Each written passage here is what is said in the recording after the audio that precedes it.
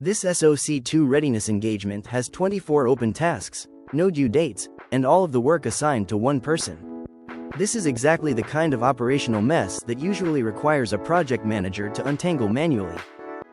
Instead, we ask Casey to build the schedule. Casey reviews the open work, understands where each task sits in the engagement, and sequences the schedule based on the normal progression of a SOC2 readiness engagement. She starts with kickoff and scoping, then moves through assessment, remediation, evidence collection, fieldwork, reporting, and closeout.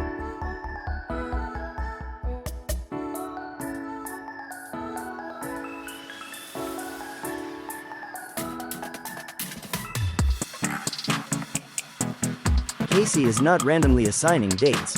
She is creating a phased delivery timeline. Setup work happens first, assessment and remediation planning follow. Evidence collection and testing happen after controls are implemented. Auditor support and reporting come later. In seconds, an undated task list becomes an operating schedule.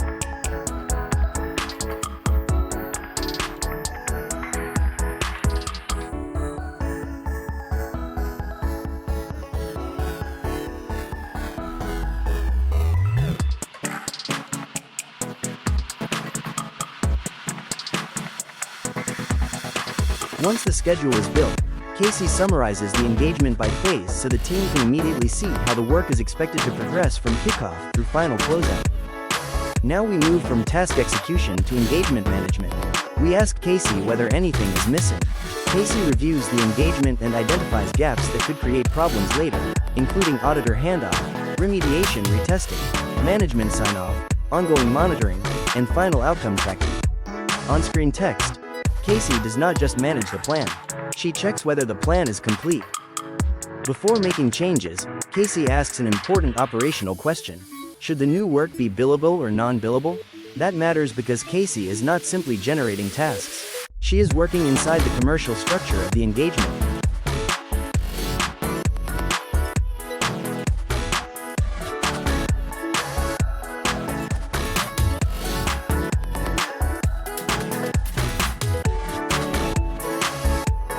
Once confirmed, Casey creates 8 new billable follow-up tasks and places each one in the appropriate milestone.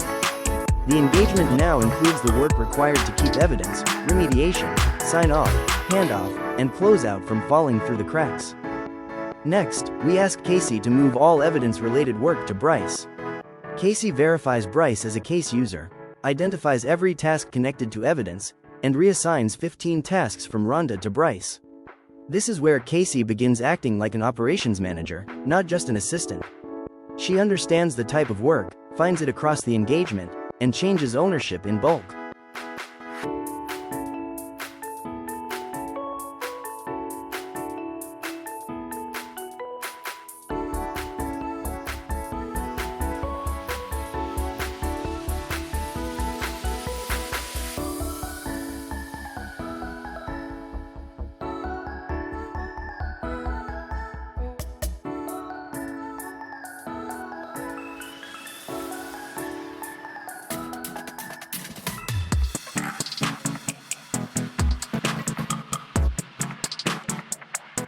Casey then confirms exactly what Bryce now owns, from evidence planning and collection through walkthrough support, auditor requests, retesting, and resubmission.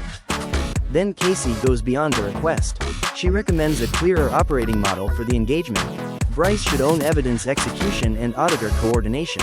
Rhonda should retain responsibility for scope, policies, remediation decisions, management responses, and final approvals. Now Casey is not just moving work. She is helping structure accountability. Casey also recommends milestone gates to make progress measurable. Scope must be approved before assessment advances. Gaps must be prioritized before remediation moves forward. Evidence must be organized before fieldwork begins.